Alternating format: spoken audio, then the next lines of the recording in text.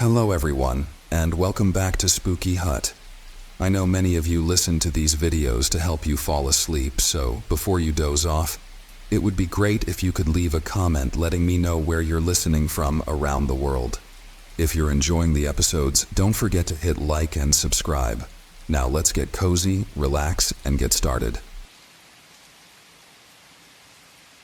I never believed the stories about that place, and I certainly never thought I'd find myself there. The town of Hawthorne. It's not on any modern map. You won't find any tourist brochures or GPS coordinates. But it exists, or at least it did when I stumbled upon it. My name is Jack Holden. I'm 32 years old, a freelance journalist. And for years, I've made a living uncovering strange, forgotten stories across the country. Little did I know, Hawthorne would be the one story that I wish I had never found. It all started with a letter, one that seemed too good to be true. It was a damp afternoon when I pulled it out of my mailbox, a thick envelope, yellowed with age, but with an oddly fresh-inked address. Jack Holden, Private Investigations. There was no return address. Inside was a handwritten note on old parchment, detailing a lead on what seemed to be an abandoned town in the heart of West Virginia's deep woods. Hawthorne, once a thriving community, vanished in 1986 without a trace. Families, businesses, the entire infrastructure disappeared overnight. Find it, uncover the truth, and you will be rewarded with a story unlike any other. That kind of bait was impossible to ignore. As a journalist chasing the weird and unexplainable, this was gold. I packed my gear the same night. The journey to West Virginia was unremarkable at first. The small towns, dense forests, and twisting roads blurred together as I followed a map printed from a local library's archives. The directions were vague, and I found myself relying on instinct more than logic. By the time I reached what seemed like the right stretch of road, the daylight was quickly fading, and a thick fog settled over the forest. I pulled over by the side of a narrow gravel path. According to the old maps, Hawthorne should have been right beyond the tree line. But when I looked out into the forest, all I could see were the dark, towering silhouettes of trees, their twisted branches forming an almost impenetrable wall. The air was cold, unnaturally so for a late spring evening. Still, I strapped on my backpack, grabbed my flashlight, and started walking. About a mile in, the forest began to feel wrong. The trees were gnarled and misshapen, their bark slick with some kind of black mold. The silence was oppressive, like the entire forest was holding its breath. Even the crunch of leaves beneath my boots seemed muffled, swallowed by the stillness around me. I didn't notice the first building at first. It was hidden, cloaked by the fog. But then the flashlight beam caught something, a sliver of wood, the edge of a roof. I moved closer, heart racing. There it was, Hawthorne. The town looked frozen in time. Buildings, small and weathered, stood quietly, their windows shattered or boarded up. The air was heavy with the smell of decay. Main Street, if you could call it that, stretched ahead, lined with rusted street lamps and storefronts that hadn't seen business in decades. I should have felt triumph at finding the place. Instead, a deep, primal sense of dread settled over me. Something was wrong. I felt it in my bones, but I pressed on. The town was disturbingly intact, as if it had been waiting for someone to return. I passed a grocery store with shelves still stocked, though everything was rotten. A diner stood with its faded neon sign hanging loosely, chairs toppled over, and plates of moldy food still sitting on tables. It was as if the town had been abandoned in a hurry. But where were the people? There was no sign of life, no cars, no bodies, just nothing. And that's when I noticed it, the noise. A low, distant hum, almost imperceptible at first, but growing louder with every step. It wasn't mechanical. It was something more primal, like the earth itself was groaning beneath my feet. I couldn't pinpoint the source, but it seemed to come from everywhere at once. My flashlight flickered, and for a second, I was plunged into total darkness. When it came back on, I swore the shadows were moving. The trees in the distance, the buildings, they seemed closer, as if the entire town had shifted. I was imagining it, right? I kept walking, trying to shake the growing unease. I made my way to what seemed like the town hall. The building was larger than the others, with a tall clock tower that had long since stopped ticking. The door creaked as I pushed it open, revealing a grand, dust-choked interior. Rows of benches lined the room, facing a stage that was empty except for a single chair placed dead center. The chair was facing away from me. Against my better judgment, I approached. My boots echoed through the empty hall as I reached the chair.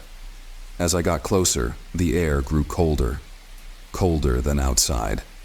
I could see my breath in front of me, and the humming noise was louder now, more like a vibration in the walls. I reached out, about to touch the chair when, bang, the door slammed shut behind me. I whipped around, heart pounding in my chest. The room was darker now, the only light coming from my flickering flashlight. My breath was coming in sharp gasps as I scanned the room. But nothing had changed. The chair still sat there, untouched. I didn't wait to see what would happen next. I bolted for the door, yanking it open and stumbling back outside. The cold air hit me like a wall, and I looked around, only to realize the town wasn't the same. Hawthorne had changed. The buildings were closer, tighter, like they had shifted inward, surrounding me. And the shadows, God, the shadows. They moved with purpose now, writhing and twisting in the corners of my vision. The humming had become an unbearable drone, reverberating in my skull. I needed to leave. Now I started running, weaving through the buildings, trying to retrace my steps. But the more I ran, the more the town twisted around me. Streets that I was sure I had passed before suddenly led to dead ends, and buildings seemed to rise out of nowhere, blocking my path. The fog thickened, swirling around me like a living thing, and the ground beneath my feet felt unstable, like the earth was shifting with every step. I could feel eyes on me, watching, waiting. I turned a corner and came face to face with something I will never forget. A figure stood at the edge of the fog, tall and gaunt, its face obscured by a hooded cloak. It didn't move, didn't speak, just stood there, watching me. My body froze, every instinct screaming at me to run. But I couldn't. My legs felt like lead. The figure raised a hand, pointing directly at me, and that's when I noticed the others. Dozens of them. Standing in the shadows of the buildings, their faces hidden, all watching. Silent. Waiting. My mind was screaming. I turned and sprinted in the opposite direction, my chest burning with every breath. I didn't know where I was going anymore, but I had to keep moving. I had to get out of this place. Then, without warning, I saw it. My car, parked right where I had left it at the edge of the woods. Relief flooded through me as I bolted toward it, fumbling for my keys. My hands were shaking so badly I could barely unlock the door. I jumped inside, slammed the door shut, and turned the key in the ignition. Nothing. The engine sputtered, but refused to start. I cursed, pounding the steering wheel as I tried again and again. The humming outside grew louder, and I could see the figures approaching now, slowly closing in on the car. Finally, with a shuddering roar, the engine came to life. I floored the gas pedal, tires screeching as I sped down the gravel path, away from that cursed town. The fog thinned as I drove, and after what felt like hours, the trees gave way to open road. I didn't stop driving until I reached a small diner miles away. I don't know what happened in Hawthorne. I don't know what those figures were, or why the town seemed to bend and twist around me. But I do know one thing. Hawthorne isn't just a forgotten place, it's a trap. A place that lures you in, twisting reality until you can't escape. I was lucky to get out, but I have no doubt that others weren't as fortunate. And the strangest part? When I tried to find Hawthorne on any map again, it wasn't there. Gone. Like it never existed. But I know what I saw. I know where I've been. And sometimes, in the dead of night, I hear that low hum again. Closer now. Waiting. My name is Matthew Garrison, and I live in Spokane, Washington. I was 29 years old when this happened to me. It was early October, right after the first cold snap of the season, and I was heading from Spokane to a place called Devil's Lake, a remote spot in the Okanagan-Wenatchee National Forest where I'd planned a solo camping trip for a few days. I had heard about Devil's Lake from an old friend of mine who claimed it was one of the most serene and untouched places in the entire state. Beautiful, peaceful, and far off the beaten path. He had mentioned in passing that the lake got its name because of the local legends about it, but I didn't pay much attention to that at the time. I was looking forward to a few days away from everything. No phone, no people, just me, the forest, and the lake. I packed light, as I always did on these trips, with just the essentials: my tent, some food, my rifle, and a book to pass the time. The drive out to the trailhead took nearly 5 hours, winding through dense forests, past small, forgotten towns, until I finally reached the dirt road that led to the lake. By the time I arrived, it was late afternoon, and the sun was already starting to sink behind the mountains. There was something eerie about the trailhead, something I hadn't expected. The trees were tall and shadowed the entire area, blocking out most of the remaining light. The air was crisp, and it smelled of pine and wet earth, but it was quiet. Too quiet. No birds, no rustling leaves, just the faint whistle of the wind. I shrugged it off, assuming it was because of the time of year. The forest was probably just settling into its autumn silence. The hike to the lake was only supposed to take an hour, but it felt much longer. The trail was narrow and overgrown, barely maintained, with branches and brambles scraping at my legs as I walked. I had to keep checking my map and GPS to make sure I was still on the right path. The closer I got to the lake, the more unsettling the forest became. The trees grew denser and the air colder, almost as if the deeper I went, the more the forest was closing in around me. I finally reached the lake just as the last rays of sunlight disappeared behind the mountains. Devil's Lake was as beautiful as my friend had described, dark and still, nestled in a deep basin surrounded by towering pines. The water was black, like glass, reflecting the sky in a way that made it look almost otherworldly. There wasn't a single ripple on its surface, no signs of fish or insects. It was perfect, yet unsettlingly so. I set up camp near the shore, pitched my tent, and started a small fire. As the flames flickered and the night grew darker, the eerie silence of the place began to creep under my skin.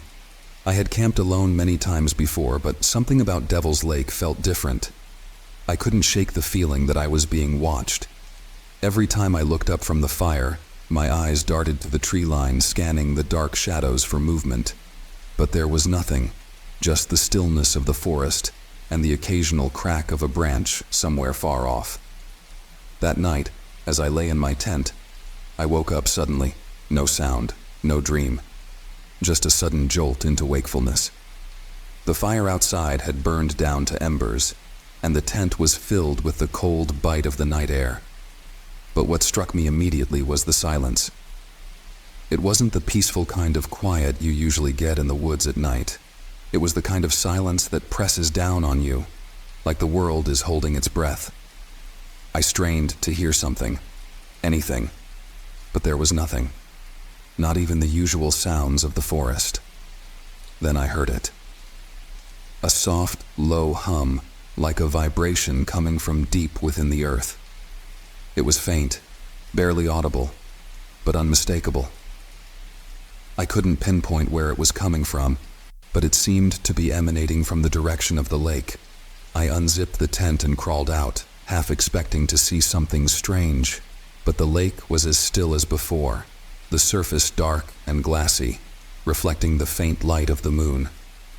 The hum persisted, growing slightly louder, and I could feel it now too, a low, thrumming vibration in my chest. I told myself it was nothing, maybe a distant earthquake or the wind playing tricks, but deep down, I knew it wasn't natural.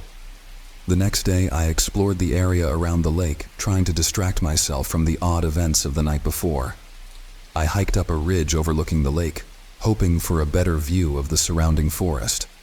As I climbed higher, I noticed something strange. The trees near the lake seemed different.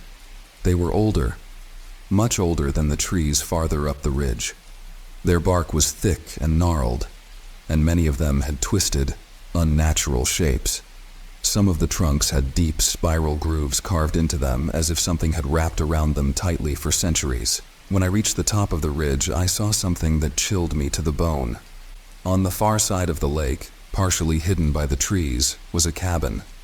It wasn't marked on any of the maps I'd checked before coming out here, and from the looks of it, it hadn't been lived in for decades, maybe longer.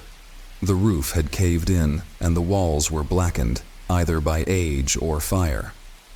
Curiosity got the better of me, and I decided to hike around the lake to check it out. The forest on the far side was even thicker, the trees closer together, and the ground uneven and rocky. As I got closer to the cabin, that strange hum returned, louder now, vibrating through the ground beneath my feet. I paused, unsure if I should continue, but something compelled me to keep going. The cabin was in worse shape up close. The door was hanging off its hinges, and the windows were boarded up. There were no signs of recent human activity, no tracks, no litter. But as I stepped closer, I noticed something else. Carved into the wooden door were the same spiral patterns I had seen on the trees. The carvings were deep, precise, and recent. My heart raced as I reached for the door, pushing it open with a creak. Inside, the cabin was empty. No furniture, no personal belongings, just dirt and debris scattered across the floor. But the walls were covered in carvings, spirals, circles, strange symbols I didn't recognize, all etched into the wood with a precision that was almost unnatural. And in the center of the floor was a hole, about 3 feet wide, descending into the earth. It was pitch black, and the hum seemed to be coming from deep within it. Every instinct told me to leave, but I couldn't tear myself away. I crouched down near the edge of the hole, trying to peer inside. The hum grew louder, more intense, vibrating through the air and into my bones. I felt dizzy, disoriented, like the ground was shifting beneath me. Then from the darkness of the hole, I heard it. A voice. Faint, indistinct, but unmistakably human. It was calling my name. I stumbled back, my heart pounding in my chest. There was no way anyone could be down there. The hole was too small, too deep. But the voice called out again, clearer this time. It was my voice. I turned and ran, crashing through the trees, not stopping until I reached my camp. That night I didn't sleep. I sat by the fire, rifle in hand, listening to the hum that now seemed to come from all around me. I wanted to leave, but something was keeping me there, some invisible force that made me feel like I couldn't escape, even if I tried. The next morning, I packed up and left without hesitation. As I hiked back to the trailhead, the forest seemed to close in around me, the trees twisting into shapes that hadn't been there before. The hum followed me, fading only when I reached my truck. I never told anyone about what happened at Devil's Lake, not even my friend who had recommended it. I don't know what I encountered out there, but I know one thing for sure. I'll never go back. Whatever is at that lake, it's not meant to be disturbed. And some part of me fears that it's still calling my name, waiting for me to return. My name is Eric Larson. I'm a radio host for a late-night show in a small town in northern Montana, population under 2,000. Most people in the town listen to me, if not for the music, then for the companionship. People out here crave any connection to the outside world. The winters are long, and the mountains isolate us from the bigger cities. The snow traps us, and the cold makes us forget what summer feels like. I've lived here all my life, 38 years, and I've been on the radio for 10 of them. My show, Night Talk, has always been simple. I play classic rock, take a few late-night calls, and sometimes when the lines are open, people tell me their stories. Weird stuff happens in places like this, and for whatever reason, people want to talk about it when the world is dark and quiet. On January 14th of this year, things started changing. Slowly at first, but the unease crept in. What happened that night was unlike anything I've ever experienced, and now I don't know how much longer I'll be able to keep telling this story. It started with a phone call. My usual playlist was on, and the phone line blinked red. Line 1. I answered with my standard opener. "Good evening, this is Eric with Night Talk.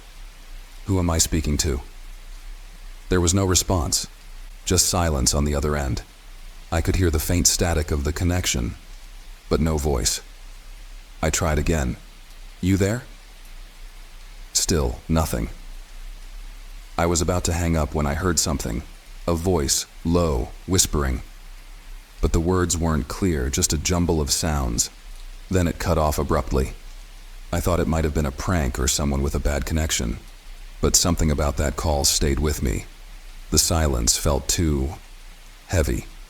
I brushed it off, played another song, and didn't think much more about it until the next night. January 15th, 11:47 p.m. It was another quiet night, bitterly cold outside. The wind howled through the cracks in the station's old windows. I was halfway through my set list when line 1 lit up again, the same line as the night before. "Good evening, you're on Night Talk. Who am I speaking to?" Again, silence. Then, just like before, a faint whispering. This time, it was slightly louder, but still unintelligible. The voice seemed distorted, like it was coming from far away or through water. I leaned closer to the microphone, straining to hear. Suddenly, the voice became clear, just for a moment. "Help. Us." Then, silence. I froze. That wasn't a prank. There was something in that voice, something desperate. But before I could react, the line went dead. My heart was racing, and my hand hovered over the phone for a moment before I pulled away, unsettled. I switched back to music, trying to shake off the weird feeling that was crawling up my spine. The next few days, everything felt off. The town was quiet, more than usual. No one was calling in, and there was an eerie stillness hanging in the air. The streets, already mostly empty, were deserted. The few people I did see seemed different. I couldn't put my finger on it, but there was a tension in their faces, a kind of hollow look in their eyes. That's when the news hit. People started disappearing. The first was a local farmer, Sam Rivers. He was a tough guy, always around, always at the diner in the mornings. His wife called the sheriff's office when he didn't come home one night. They found his truck on the side of the highway, engine still running, but no sign of Sam. It was as if he had just stepped out and vanished into the cold. Then it was a couple of high school kids. They'd gone out to the woods for some late-night adventure, but only their car was found, doors wide open, keys still in the ignition. No footprints, no signs of a struggle, just gone. People were scared. They should have been. I know I was. January 19th. The phone calls kept coming, every night, always around the same time. 11:47 p.m. Always line 1. The whispering became clearer, though the voices multiplied. It wasn't just one person anymore. It sounded like a chorus of people all speaking at once, but still broken, garbled, like they were struggling to speak through static. "Help. Us. Find us." I couldn't get their voices out of my head. I began losing sleep, tossing and turning in my bed. I couldn't stop thinking about those words, those missing people, and the weird tension hanging over the town. No one else was talking about the calls. Maybe no one else was hearing them. Or maybe they just didn't want to believe what was happening. By the 21st, more people had disappeared. A family of 3. A fisherman down by the lake. A couple of hikers who had come up to see the mountains. They were gone too. I knew I had to do something. That night, I came prepared. I set up a tape recorder to catch the call. I needed proof that this was real, that I wasn't losing my mind. The station was empty, just me and the cold wind rattling the windows. 11:47 p.m., right on time, line 1 blinked. 1. I answered, and this time I didn't speak first. I waited, holding my breath, listening to the static. The voices came through again, louder now. They were clearer, but still overlapping, too many to make sense of. My heart was pounding in my chest. "Who are you?" I asked, my voice shaky. There was a pause, then something changed. The static stopped, and one voice came through, distinct from the others. It was a man's voice, deep and slow.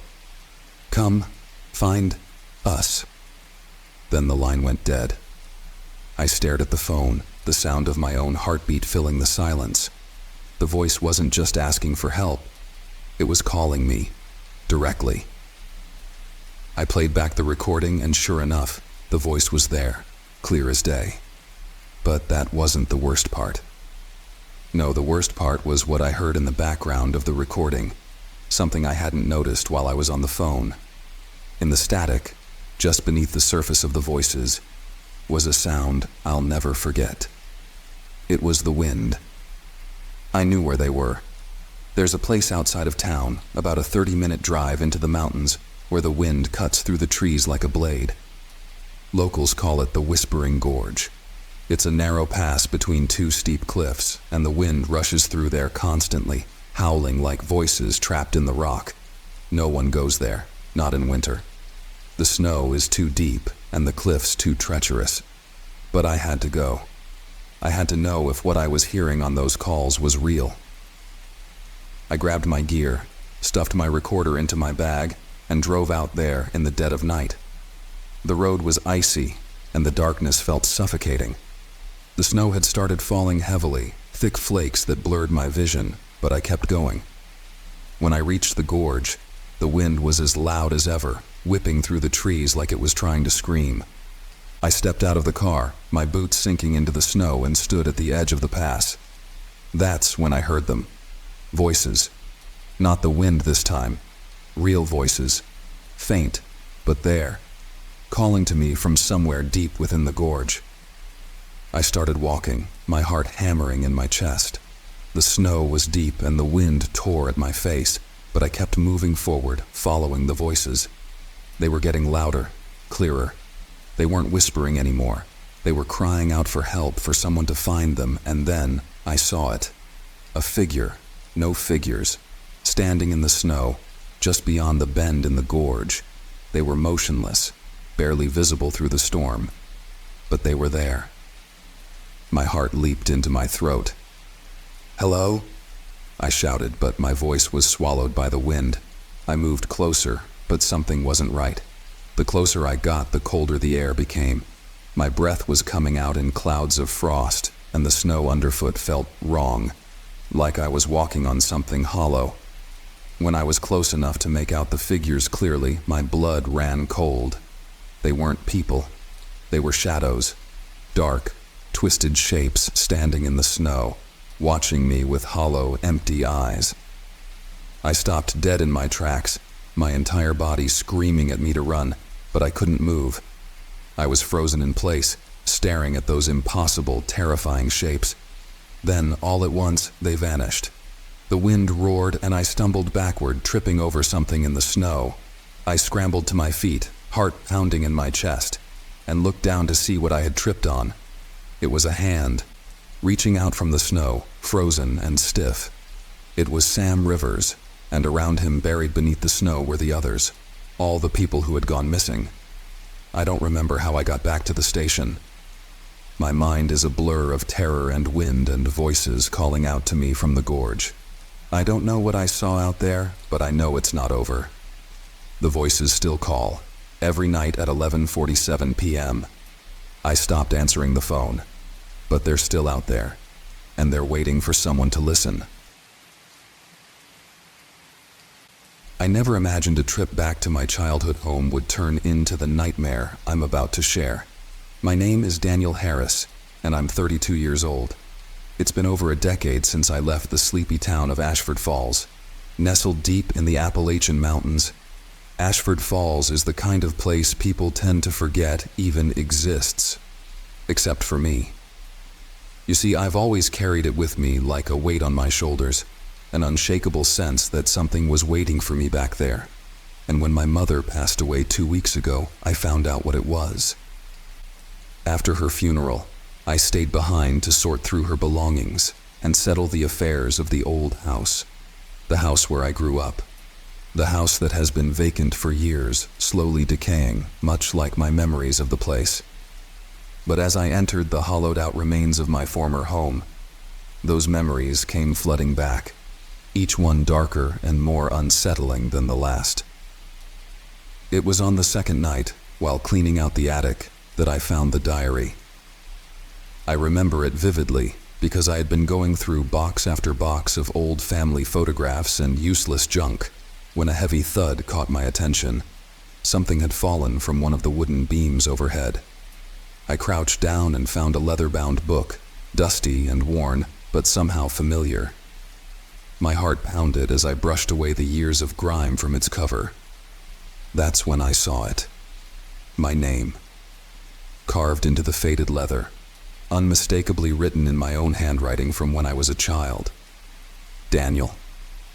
I don't remember keeping a diary, especially one that looked this ancient. But there it was, in my hands, unmistakably mine. Curiosity gnawed at me, and I made the decision that changed everything. I opened it. The first few pages were innocuous enough, clumsy, childish scrawls about school, my dog Max, and the neighborhood kids. I felt a strange sense of nostalgia reading through it, almost as though I had been transported back in time. The writing was innocent, the musings of a 10-year-old boy. But then, about halfway through, the entries started to shift. At first, it was subtle, a change in tone. I wrote about feeling uneasy in my own house, about hearing strange noises at night. There was an entry about shadows that I'd see moving in my room, even though no one else was there. I wrote about my mother telling me it was just my imagination, but as the entries went on, the incidents became more disturbing. August 3rd, 2001. Mom doesn't believe me, but the man in the mirror is real. I know he is. I saw him again last night. He doesn't look like me. He's smiling, but I'm not. My breath caught as I read that line. I had no memory of any of this. I turned the pages quickly, my pulse quickening with every new entry. August 15th, 2001. The man in the mirror is getting closer. I tried to cover it up with a blanket, but he's still there. He's whispering things to me. I can't sleep. I'm scared. I glanced up at the old broken mirror still hanging in the attic. The glass was cracked, distorting my reflection in jagged fragments. A chill ran down my spine, and I returned my gaze to the diary. August 20th, 2001. Mom says I'm sleepwalking. She found me in the attic last night staring into the mirror. I don't remember going up there. She's mad at me, but I didn't do anything wrong. The attic, the very attic I was sitting in. I felt my skin prickle with cold sweat. I couldn't tear my eyes away from the diary, though something deep inside me was screaming to stop. August 25th, 2001. I saw him outside the mirror. He was in my room standing by the foot of my bed. I couldn't move. He's not just in the mirror anymore. He's coming for me. My hand was trembling as I turned the next page. It wasn't an entry. It was a crude drawing. A stick figure lying in bed, with another figure much taller and darker standing beside it. The dark figure's mouth was open in an unnatural toothy grin. I slammed the diary shut. My heart was racing, and my palms were slick with sweat. What the hell was this? I couldn't remember any of it, but the feeling of dread that hung over me told me it was real. I stood up, my legs unsteady, and glanced around the attic. Everything felt wrong. The air was thick, oppressive, and suddenly I had the overwhelming urge to leave. I descended the narrow steps quickly, taking the diary with me. I spent the next few hours in a haze, pacing the kitchen, flipping through the diary again and again, trying to make sense of it. I called my childhood friend, Jake, hoping he could shed some light on the strange memories that were resurfacing. "Hey Dan, been a while," he said when he picked up. "Yeah, too long," I replied. "Listen, do you remember anything weird happening when we were kids? Like, really weird?"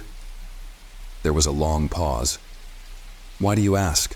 "I found a diary, my old one. It talks about some creepy stuff. Seeing things in the mirror, sleepwalking. It feels familiar, but I don't really remember it. Did I ever say anything about that?" Another pause, this one heavier than the last. "Dan, you were always a little off after your dad left. Everyone knew that, but yeah, there was one time." I gripped the phone tighter. "Go on." "You used to talk about some man in the mirror. We all thought it was just your imagination, but dude, there was that night. We were having a sleepover at your place, and you went missing in the middle of the night. We found you in the attic, staring into that old mirror. You were whispering to yourself." "What did I say?" Jake hesitated, then spoke softly. "You kept saying, 'He's almost here,' over and over again." A shiver ran down my spine. I didn't remember any of it. "Did I do anything else?" "No, we shook you awake, and you didn't even remember going up there. We all just figured you were sleepwalking, but after that, you didn't want to talk about it anymore, and neither did we." I thanked him and hung up, my mind swirling with dread. I couldn't shake the feeling that the man in the mirror, whoever or whatever he was still lurking, waiting. That night, I barely slept. Every creak of the old house jolted me awake. The darkness seemed thicker, more menacing. I couldn't help but glance at every reflective surface, afraid I might see something I didn't want to. But nothing happened. Not yet, at least. The next morning, I made a decision. I had to get rid of the mirror. I grabbed a hammer from the garage and marched up to the attic, determined to shatter it once and for all. But as I raised the hammer, something stopped me. A voice. "Daniel." It whispered, so soft I thought I had imagined it. I froze, my heart pounding in my chest. "Daniel." It was coming from the mirror. I dropped the hammer, my body paralyzed with fear as I stared at my own reflection. Except it wasn't my reflection. The man in the mirror grinned back at me. His eyes were mine, but they were wrong, too dark, too hollow. And then, slowly, he stepped forward, his movements smooth and unnatural, until he was no longer in the mirror. He was in the attic with me. I couldn't move. I couldn't scream. He leaned in close, his breath cold against my skin. "I told you I was coming," he whispered. And then everything went black. When I woke up, I was lying in the attic, the shattered remains of the mirror scattered around me. The diary was gone, and so was the man. But I knew it wasn't over. He was still out there, watching, waiting. And somehow deep down, I knew this wasn't the first time he had come for me. It wouldn't be the last. I left Ashford Falls that day, never to return. But no matter how far I go, I can still feel him watching from the shadows, waiting for the moment when I'll see him again. In every mirror, I catch glimpses of his grin. The man who took something from me as a child, something I'll never get back. And now, it's only a matter of time before he comes to finish what he started. This is my warning. Be careful what you see in the mirror. They say the forest remembers. I used to think that was just a saying, a quaint belief shared by the old folks in my town. But now I know the truth. The forest does remember. And it waits. My name is Sarah Lawson, and I'm 29 years old. I grew up in a small, isolated town called Coldwater Ridge, surrounded by dense, ancient woods that stretch on for miles. As a child, those woods were a playground, a place of adventure and discovery. But that all changed one cold autumn night when I was 12 years old. That was the night we lost Jason. Jason was my older brother by 2 years, and we were inseparable back then. He had an adventurous spirit, always dragging me into whatever mischief he was planning, and that night was no different. It was late October, and the leaves had already turned to fiery reds and oranges. Jason had heard a rumor from some of the older kids in town about an old abandoned cabin deep in the woods. They said it was cursed, haunted by the spirit of a man who disappeared decades ago. Of course, Jason saw it as a challenge, and before I knew it, we were sneaking out of the house with flashlights and backpacks ready to explore. I remember the excitement I felt as we stepped into the forest, the chill of the autumn air biting at our skin. The moon hung low in the sky, casting long shadows that made the trees look like twisted figures reaching for us. We followed a narrow trail that led deeper and deeper into the woods, our flashlights cutting through the darkness. Jason was ahead of me, moving quickly while I struggled to keep up. After about an hour, we reached a small clearing. In the middle of it stood the cabin, or what was left of it. The roof had caved in, and the walls were warped and rotting. It looked like it had been abandoned for years, maybe even decades. Jason grinned at me, his eyes wide with excitement, and I felt a knot of unease tighten in my stomach. We approached the cabin, the air around us growing colder with each step. Jason, always the brave one, went inside first. I hesitated for a moment before following him. The interior was dark, the air thick with dust and the smell of decay. Our flashlights flickered as we moved through the small, cramped space. Old furniture lay scattered around, broken and covered in dirt. But there was something else, something that didn't belong. A strange, carved wooden box sitting in the corner, untouched by time. Jason's eyes lit up when he saw it. He knelt beside the box, running his fingers over the intricate carvings that covered its surface. "Look at this," he whispered, his voice filled with awe. I didn't want to get any closer. There was something wrong about that box, something that made my skin crawl. But Jason, always the curious one, lifted the lid. Inside was a small bundle of roots, twisted and knotted together, almost like they were growing into each other. They were brittle and dry, and there was something carved into the wood beneath them, symbols I didn't recognize. Jason reached out to touch the roots, and that's when I heard it. A voice, whispering, low and guttural, like it was coming from the earth itself. "Jason, stop," I shouted, my voice trembling with fear. But it was too late. The moment his fingers brushed the roots, the whispering grew louder, and the ground beneath us seemed to shudder. Jason's face went pale, his eyes wide with terror as he yanked his hand back. The roots began to move, slowly at first, then quicker, writhing and twisting like they were alive. I screamed for him to run, and we bolted out of the cabin, our hearts pounding in our chests. We didn't stop running until we reached the edge of the clearing, but when I turned around to check on Jason, he was gone. The town searched for weeks, combing through the forest day and night, but there was no trace of him. No footprints, no clothing, no body. Jason had simply vanished, swallowed by the woods. I told them what happened, about the cabin, the box, the roots, but no one believed me. They said I was in shock, that I'd imagined it all. Eventually, the search was called off and everyone moved on. Everyone except me. For years, I couldn't let it go. I couldn't shake the feeling that the forest had taken Jason, that something ancient and malevolent had claimed him. I left Coldwater Ridge when I turned 18, determined to escape the memories, but the nightmares followed me wherever I went. I dreamt of the cabin, of the whispering voices, of the roots that seemed to pulse with life beneath the earth.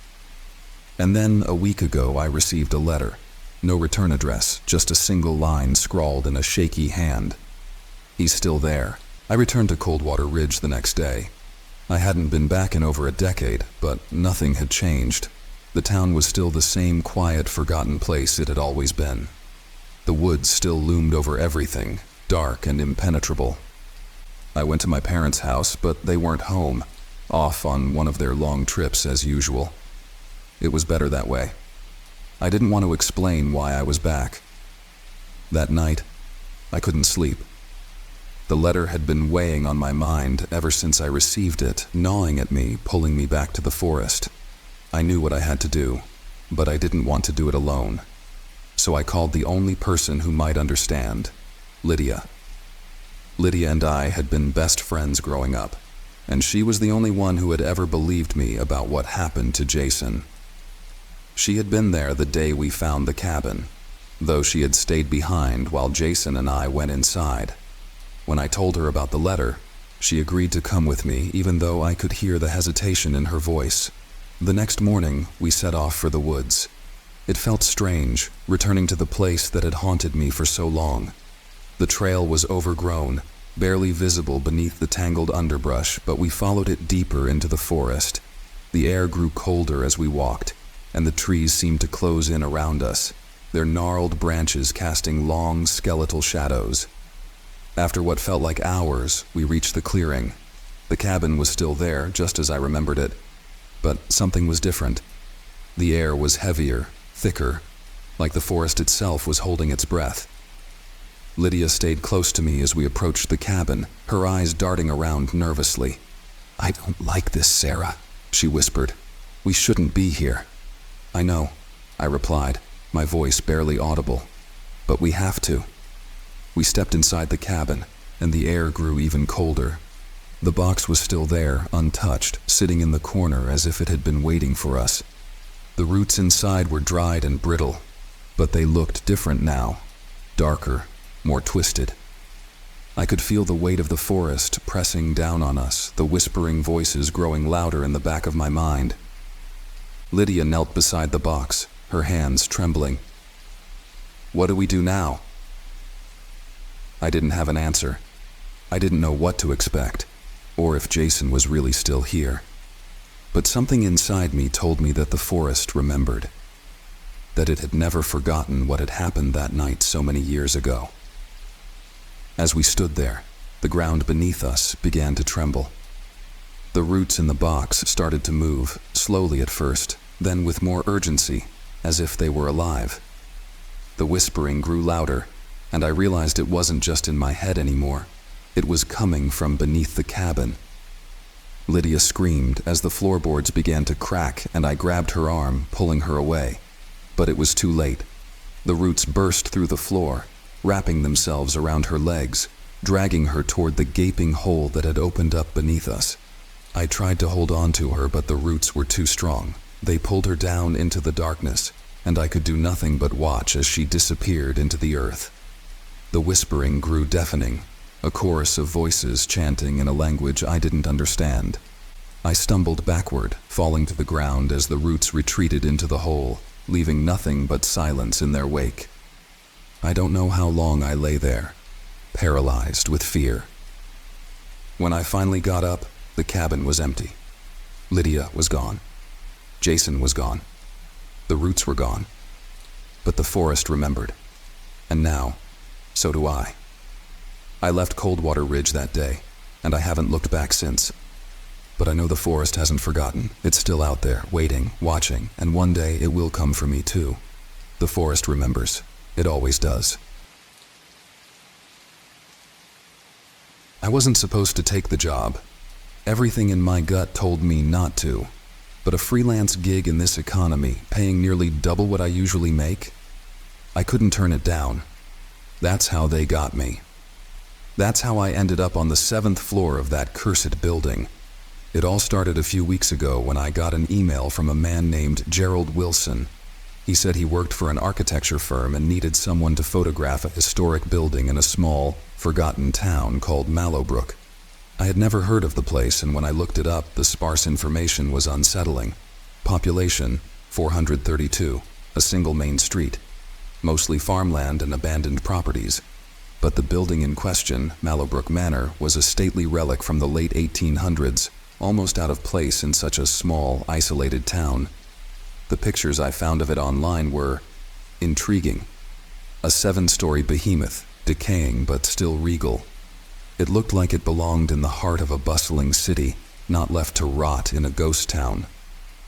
Gerald said they were trying to restore it for historical purposes and needed detailed photographs of its interior. The catch? The building hadn't been touched in over 50 years. He warned me the place might not be structurally sound, but he assured me it was safe enough. "Just stick to the main areas, and you'll be fine," he said over the phone. "It's mostly empty. No one's been inside for ages." His tone seemed casual, almost too casual, like he wasn't telling me everything. I ignored the unease gnawing at me, and I accepted the job. After all, what's the worst that could happen? The drive to Mallowbrook was long, winding, and unnervingly quiet. After passing the last of the highway exits, I didn't see another car for over an hour. Just empty roads lined with dense woods, the kind that seemed to swallow up the daylight. By the time I reached the town, the sun was setting, casting everything in long, eerie shadows. Mallowbrook was even smaller than I'd imagined. A handful of old, peeling houses, a decrepit gas station, and a general store that looked like it hadn't been open in years. I parked near the only modern thing in sight, an ATM tucked beside the general store, and glanced down the main street. There it was, towering over the town like a forgotten titan, Mallowbrook Manor. As I approached, the building seemed larger, almost alive. The broken windows stared down at me like dead eyes, the doors hanging slightly open as if they were expecting me. I hesitated at the threshold, but there was no turning back now. The inside was worse than I expected. Dust hung in the air like mist, and the floor creaked beneath my feet with every step. There were remnants of old furniture, a few grand chandeliers swaying slightly, even though there was no breeze. But that wasn't what bothered me. It was the silence. Absolute, crushing silence. Not even the sound of wind outside or distant cars. It was as if the building existed in its own world, cut off from everything else. I started on the first floor, snapping pictures as I went. The lobby was massive, with a sweeping staircase that spiraled upwards. I followed it to the second floor, then the third. Each level was eerier than the last. Some rooms were completely bare, while others were filled with strange remnants. Old paintings, decaying books, chairs placed in odd formations. I told myself it was just the remnants of squatters, but something didn't feel right. By the time I reached the fourth floor, I felt a subtle, almost imperceptible shift. The air grew colder, the silence more oppressive. I tried to brush it off as nerves. I wasn't the type to believe in ghosts or any of that paranormal crap. But still, my heart pounded a little harder. It wasn't until I reached the seventh floor that everything went wrong. The staircase leading up to it was narrower than the others, almost as if it didn't want to be found.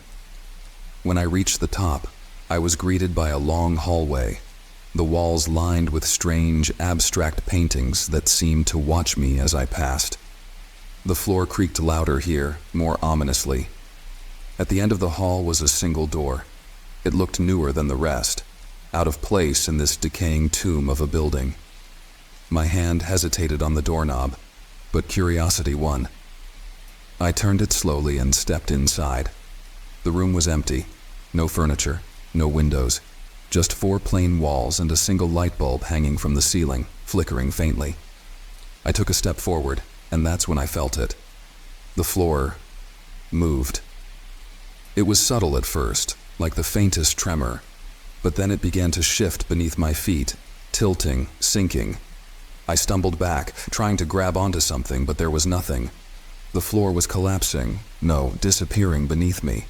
It was as if the very ground had decided to vanish, pulling me into the void below.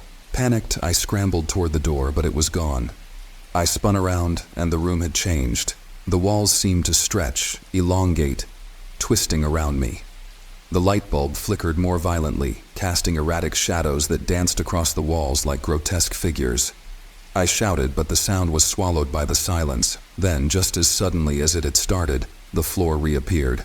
Solid, unyielding. I was standing in the same spot, but everything felt wrong. The room was colder, the air thicker, like the walls were pressing in on me. I ran to the door, yanked it open, and stumbled back into the hallway. But it wasn't the same hallway. The paintings were gone, replaced by something else. Photographs. Old, grainy, black and white images of people. But their faces, they were wrong. Blurred, distorted, as if they were melting. I walked down the hall, my footsteps echoing unnaturally loud in the oppressive silence. Every instinct screamed at me to run, but I couldn't leave, not yet. I had to find the staircase. The building seemed to breathe around me, the walls shifting, warping. The hallway stretched on endlessly, doors appearing and disappearing as I passed them. I tried opening one, but it led to nothing, just a blank void. Another door opened to a room filled with strange, flickering lights, but no windows, no furniture, just lights. I was trapped.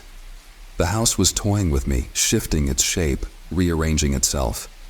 Panic clawed at my throat as I ran, my footsteps echoing louder, faster. But the more I ran, the more the building changed. Every corner I turned led to another identical hallway, another door that led nowhere. Finally, I found the staircase again, or what I thought was the staircase. It spiraled down, far deeper than I remembered. I descended quickly, my breath coming in short, ragged gasps. But the further down I went, the darker it became. The lights grew dimmer, the air heavier. I reached the ground floor, or what I thought was the ground floor, and burst through the front doors, expecting the cool night air to hit my face. But it didn't. I was back in the lobby. The same lobby I had left hours ago, unchanged, untouched. I stood there, frozen, trying to comprehend what had just happened. The silence was deafening. I checked my watch. It had stopped. Suddenly I heard a voice, a faint whispering voice, calling my name. It came from behind me, from the very building I had just escaped. I turned slowly, my heart pounding in my chest. There, standing at the top of the staircase, was a figure, a shadow, watching me. I ran as fast as I could, out the door, down the street, not stopping until I reached my car. I didn't look back. It's been a week since that night, and I haven't slept. Every time I close my eyes, I see that figure at the top of the stairs watching me, waiting. I tried to contact Gerald, but he never responded. When I looked up his architecture firm, it didn't exist. No records, no listings, nothing. Mallowbrook Manor doesn't exist on any map anymore. It's as if the town itself has disappeared. But the worst part? I can still hear the whispers. Every night, just as I'm about to fall asleep, they start again. Faint at first, then louder, more insistent. I don't know how, but the building followed me. Or maybe I never left.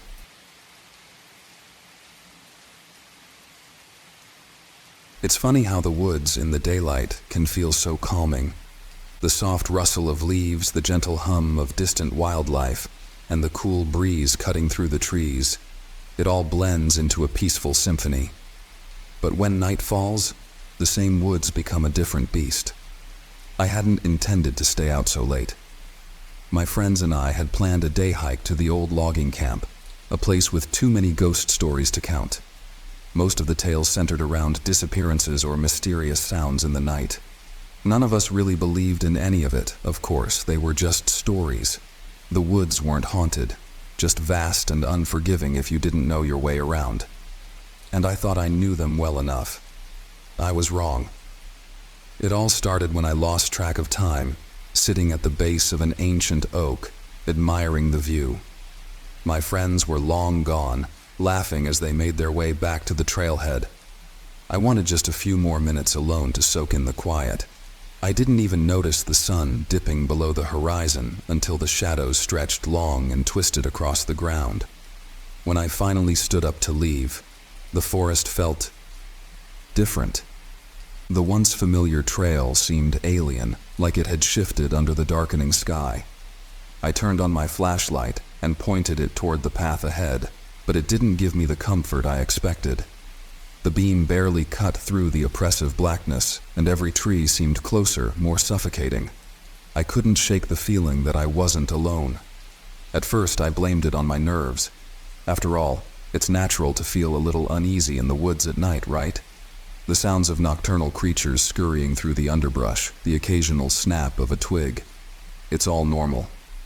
But there was something else, something deeper. I pressed on, trying to push the growing sense of dread aside, but it clung to me like a second skin. My mind played tricks on me. Shadows shifted at the corner of my vision, and every gust of wind sounded like a whisper just beyond my hearing.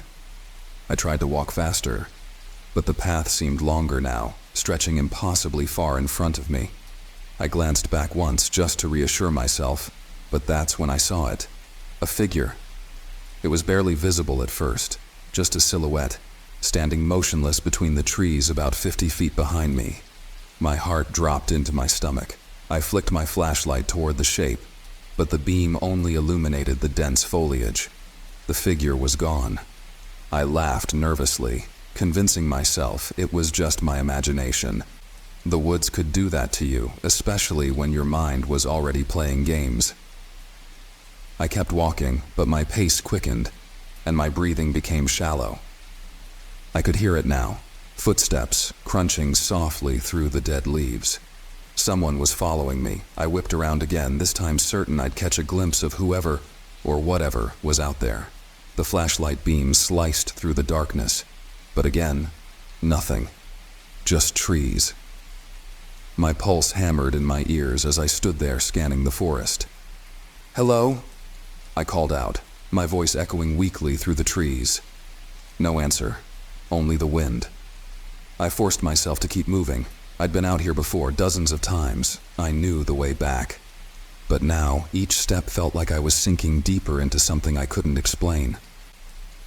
The footsteps returned, louder this time, closer. Every time I stopped to listen, they stopped too. Like it was toying with me.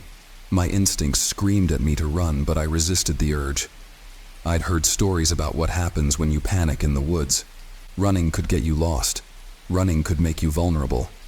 I needed to stay calm, but the figure returned. It was closer now, just beyond the nearest tree. My breath caught in my throat. This time, it wasn't just a shadow. It was a person. A tall, lanky figure, draped in something that looked like old, torn clothes. I couldn't make out any details of their face, just the outline of their body, standing impossibly still. I didn't wait. I ran. My legs pumped harder than they ever had before, the flashlight bouncing wildly in my hand as I tore through the underbrush. Branches whipped at my face, roots threatened to trip me up, but I didn't care. I had to get out. I had to reach the car. The footsteps pounded behind me, faster now, matching my speed. It was chasing me. I veered off the trail, hoping to lose it in the dense thicket. My lungs burned, and my legs screamed for me to stop. But I couldn't. Not with that thing behind me. I could hear it. Closer, faster, relentless. A chill ran down my spine as I realized it wasn't human. No person could move like that. Not in these woods. Not at this speed. My mind raced. I needed to think. To plan. Up ahead I spotted a boulder, half buried in the earth. Without thinking, I dove behind it, pressing myself against the cold stone, trying to make my breathing as quiet as possible. The footsteps grew louder, then stopped. I held my breath.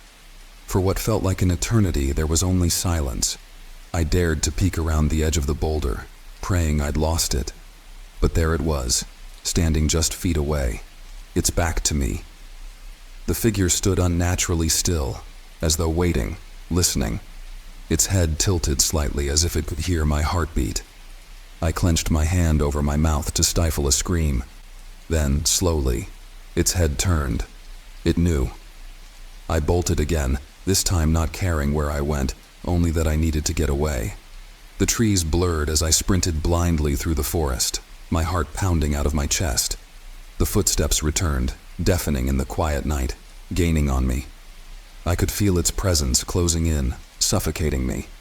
And then, as suddenly as it began, the chase ended. I stumbled out of the woods, gasping for air, onto the dirt road where my car was parked. The streetlights flickered overhead, a beacon of safety in the endless darkness. I collapsed against the side of the car, trembling, my body drenched in cold sweat. But when I glanced back at the tree line, there was no one there. I've never gone back to those woods. I don't know what followed me that night, but I can still feel its eyes on me sometimes, watching, waiting for the right moment to finish what it started. And the worst part? I know it's still out there.